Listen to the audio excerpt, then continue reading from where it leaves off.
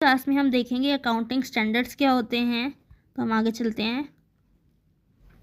Collar ने क्या कहा है, एक अकाउंटिंग स्टैंडर्ड को हम एक ऐसे कह सकते हैं कि एक कोड ऑफ कंडक्ट जो अकाउंटेंट्स को के ऊपर इम्पोज किया जाता है कानून के द्वारा, कस्टम के द्वारा, प्रोफेशनल बॉडी के द्वारा। तो इसको अपने वर्ड्स में समझते हैं। अकाउंटिंग स्टैंडर्ड एक ऐसा नियम है, प्रिंसिपल्स हैं, रूल्स हैं, जिससे हमें ये पता चलता है कि हमें किस तरह से अकाउंटिंग स्टेटमेंट्स को प्रिपेयर करना है, बिजनेस के फाइनेंशियल रिकॉर्ड्स को कैसे मेंटेन करके रखना है।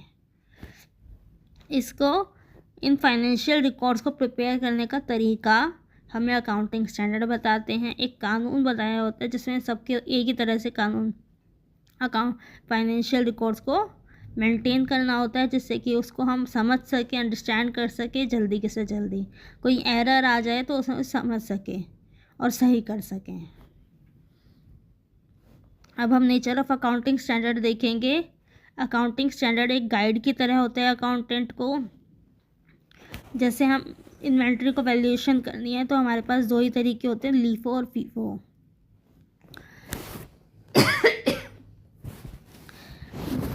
लास्ट इन फर्स्ट आउट कि जो बाद में आया, जो पहले आया था, जो बाद में आया था लास्ट यानी कि जो बाद में आया उसे पहले बेचो, और फर्स्ट इन फर्स्ट आउट जो पहले आया था पुराना माल उसको पहले बेचो।